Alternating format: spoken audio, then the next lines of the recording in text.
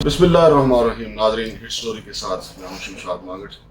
नाजरीन, हमारे यहाँ मुख्तलिफ टर्म्स इस्तेमाल की जाती हैं। एक तो हमारे यहाँ जर्नलिस्टों में या सोशल मीडिया पे जो इस्तेमाल की जाती है वो कट एंड पेस्ट इस्तेमाल होता है लफ्ज़, और दूसरा cut and weld. Cut and weld जो है, ये जो गाड़ियाँ चोरी शुदा होती हैं, मसरूका जो गाड़ियाँ होती हैं, उनका इंजन चेसिस नंबर जब चेंज किया जाता है तो कट एंड वेल्ड करके वहाँ पे जो है वारदात की जो है वहाँ पे वो अपनी वारदात कामयाबी से कर देते हैं और वो गाड़ी मार्केट में बिक जाती है। तो आजकल हमारा जो पॉलिटिकल सिस्टम है, जो सियासी निज़ाम है, वो भी कट एंड वेल्ड या कट पेस्ट का शिकार है। आप देख रहे हैं कि जनाब शाहिद खाकान अब्बासी साहब वो भी नून लीग से बगावत कर चुके हैं, और उन्होंने कहा है कि मैंने तो 3 साल पहले जनाब मियां नवाज शरीफ साहब को कह दिया था कि अगर मोहतरमा मरियम नवाज ने क़यादत संभाली पार्टी की तो वो पार्टी से अलग हो जाएंगे।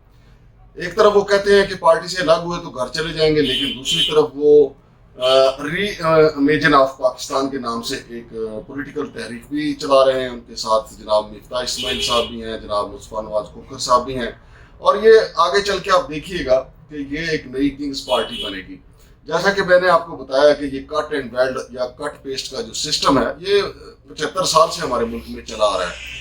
इसी कट एंड पेस्ट को अगर आप देखें तो ये जो अभी शाहिद खाकान अब्बासी साहब के जुम्मा जो काम डाला गया है, इससे पहले ये काम चौधरी शुजात हुसैन साहब किया करते थे। चूंकि अब उनकी सेहत इजाज़त नहीं देती, और वो किंग्स पार्टी जो परवेज मुशर्रफ साहब ने बनाई थी, मुस्लिम लीग काफ, जिसके मुस्लिम लीग क़ायद आज़म का नाम दिया गया था, और मुस्लिम लीग क़ायद आज़म के नाम पे आपको नाज़रीन पता है पाकिस्तान में हर वारदात जो है वो बड़ी से बड़ी वारदात जो है क़ायद आज़म के नाम पे हुई है।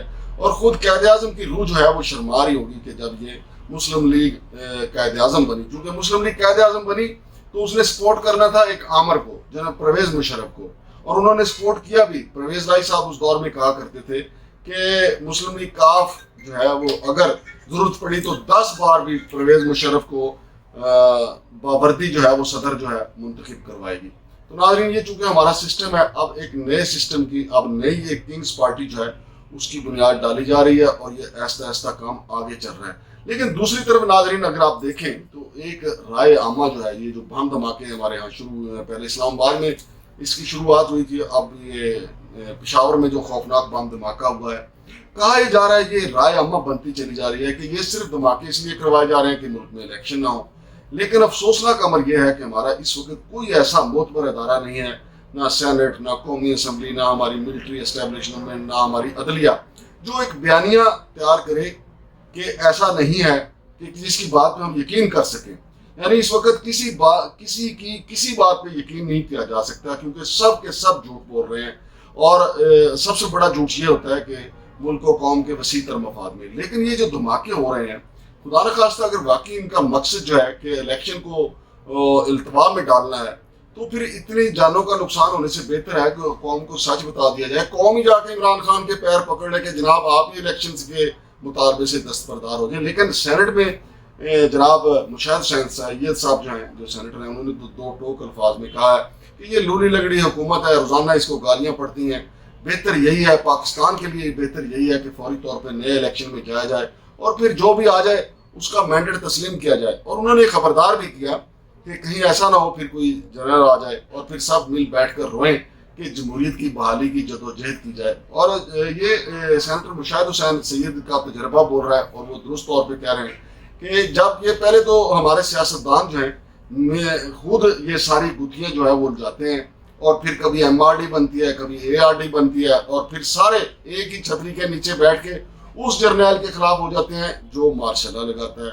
और अभी कुछ खबरें ऐसी भी आ रही हैं, यकीनी तौर पे जो सेनेटर मुशाहिद हुसैन सैयद साहब ने बात की है, उनके पास कोई खबर होगी, और ऐसी खबरें आ रही हैं कि अमेरिका बहादुर भी चाहता है कि ठीक है, पाकिस्तान के जो सियासतदान हैं वो आपस में दस्तों गिरेबां हैं, चलो ठीक है, परवेज मुशर्रफ की तरह अपना जो है वो एक जर्नैल ला के पाकिस्तान में बैठा दिया जाए।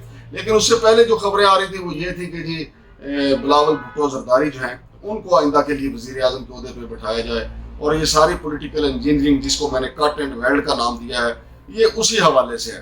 तो नाज़रीन, अवाम असल में परेशान ये है कि अवाम के ऊपर आए रोज़ महंगाई की बमबारी हो रही है, पेट्रोल महंगा हो रहा है, और डॉलर तो अब आपे से बाहर है, डॉलर तो आज़ाद है। डॉलर आप बेचने जाएंगे तो वो 265-70 रुपये आपसे खरीदेंगे, लेकिन आप खरीदने जाएंगे तो उनकी मर्जी है। पहले तो वो कहते हैं हमारे पास है नहीं, لیکن اگر ہے تو وہ اپنی مرضی کے ریٹ کے اوپر آپ کو دیتے ہیں. اسی طرح پیٹرول جو ہے، پیٹرول ایک دن میں 35 روپے مہنگا ہوا، اس سے ایک دن پہلے جو ہے ڈالر 25 روپے ایک دن میں مہنگا ہوا تھا، اگلے دن یعنی نیلے پہ دہلا پھر پیٹرول 35 روپے مہنگا ہو گیا. اور اب IMF کا وفد چونکہ پاکستان میں آیا ہوا ہے، اور جناب اسحاق ڈار صاحب جو ہیں وہ گھٹنے کیا بلکہ ان کے جناب علی پالتی مار کے بیٹھے ہوئے کہتے ہیں کہ حضور جو آپ کہیں گے ہم وہ مانیں گے، آپ کی تمام شرائط ہمیں قبول ہیں، لیکن بس ہمیں قرضہ جاری کر دیں. اور میرا خیال ہے کہ قرضہ تو وہ جاری کر بھی دیں گے، کیونکہ ان کو پتہ ہے کہ یہ ہمارے ہاں جو بھی حکمران ہو، کیونکہ پھر واپسی تو مشکل ہے، تو جتنا بھی قرضہ آئے گا ہم اس کے نیچے دبتے چلے جائیں گے اور مزید ہمارے لیے پریشانیاں پیدا ہوں گی. اور ابھی تو 35 روپے پیٹرول مہنگا ہونے سے، ڈالر کے آزاد ہونے سے مہنگائی کی خوفناک لہر ہے، لیکن آنے والے دنوں میں اس لہر نے مزید خوفناک شکل اختیار کر لینی ہے، کیونکہ کہا جا رہا ہے کہ پیٹرول جو ہے تقریباً 300 روپے فی لیٹر ہو جائے گا. تو جب پیٹرول 300 روپے فی لیٹر ہو جائے گا تو میرا خیال ہے کہ لوگ جو ہیں، عام آدمی جو ہے وہ رشتہ داروں کے ہاں آنا جانا بھی چھوڑ دیں گے، چونکہ کرائے اتنے بڑھ جائیں گے. ابھی 2 دن پہلے ہی ٹرانسپورٹر حضرات نے خوفناک کرایوں میں اضافہ کیا ہے، اور پھر جب پیٹرول مہنگا ہوگا تو اس کے علاوہ پھر وہ مہنگا کر دیں گے. میرا خیال ہے کہ رشتہ داریاں اب ٹیلی فون پہ ہی رہ جائیں گی، موبائل سستا ہے، کیونکہ جیسا کہ کہا جاتا ہے، ایک ہماری موبائل کمپنی کا نعرہ بھی ہے کہ اس سے زیادہ سستی صرف خاموشی. اس سے زیادہ بہتر ہے لوگ اپنے گھروں میں بیٹھیں گے، بس ٹیلی فون پہ گپ شپ کی، ایک دوسرے کا حال چال پوچھا، لیکن کرائے اتنے زیادہ ہیں ایک سے دوسری جگہ پہ موومنٹ کرنا بہت مشکل ہو جائے گا. سوال بعد میں پھر وہی پیدا ہوتا ہے کہ آخر ان مسائل کا حل کیا ہے اور ان مسائل کو پیدا کرنے والے کون ہیں. یہ تو ہمارے اداروں کو چاہیے، ہماری عدلیہ کو چاہیے، ہماری ملٹری اسٹیبلشمنٹ کو چاہیے، لیکن کیا کریں، اب کسی پہ یقین ہی نہیں رہا. حکومت جو جیسا کہ مشاہد حسین سید صاحب نے کہا کہ لولی لنگڑیا روز اس کو گالیاں پڑتی ہے. جناب وزیر اعظم صاحب کبھی اپنے کپڑے بیچنے کی باتیں کرتے ہیں، کبھی اپنی جان دینے کی باتیں کرتے ہیں. جان تو عوام کی نکل رہی ہے، کپڑے عوام کے اتر گئے ہیں، اور مکان جو ہے وہ آپ کو پتہ ہی ہے ویسے ہی پہلے کسی کے پاس ایک کمرہ ہے، یا کوئی زیادہ تر عوام جو ہے فٹ پاتھوں پہ سو رہی ہے.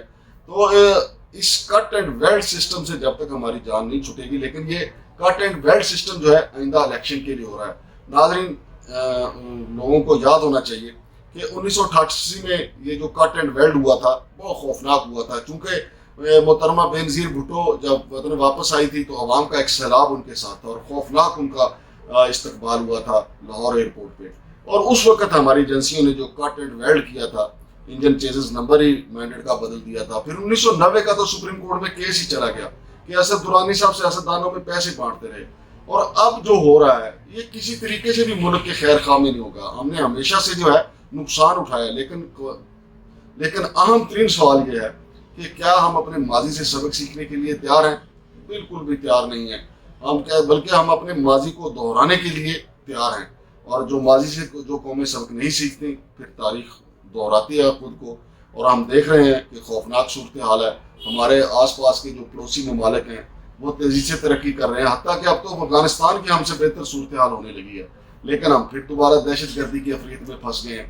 تو بجائے اس کے کہ یہ رائے کریٹ کی جائے کہ یہ جو دہشت گردی کی نئی لہر ہے عام انتخابات کو روکنے کے لیے ہے، ڈیلے کرنے کے لیے ہے، تو معتبر لوگوں کو یہ بتانا چاہیے کہ اگر ایسا نہیں ہے تو پھر کیا ہے.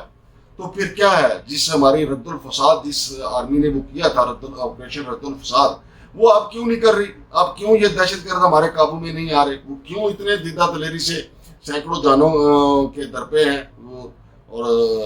اور پشاور کی مسجد میں بم دھماکہ ہونا بڑا خوفناک امر ہے. تو ناظرین، یہ سارے سوالات ہیں، اور آنے والے دنوں میں یہ بھی کہا جا رہا ہے کہ ملک میں مارشل لا لگ سکتا ہے، اور یہ بھی کہا جا رہا ہے کہ جناب کٹ اینڈ ویلڈ کے تحت ایسی خوفناک دھاندلی ہوگی، پھر مرضی کا وزیر اعظم ہوگا، اور وزیر اعظم وہی ہوگا جس کو امریکہ بہادر چاہے گا اور ہماری اسٹیبلشمنٹ چاہے گی. دیکھتے ہیں کہ ہماری اسٹیبلشمنٹ وقت کے لحاظ سے سبق سیکھتی ہے یا نہیں، ہمارے سیاستدان بھی کوئی ماضی سے سبق سیکھتے ہیں یا نہیں. شمشاد مانگٹ کو اجازت دیجیے. اللہ حافظ.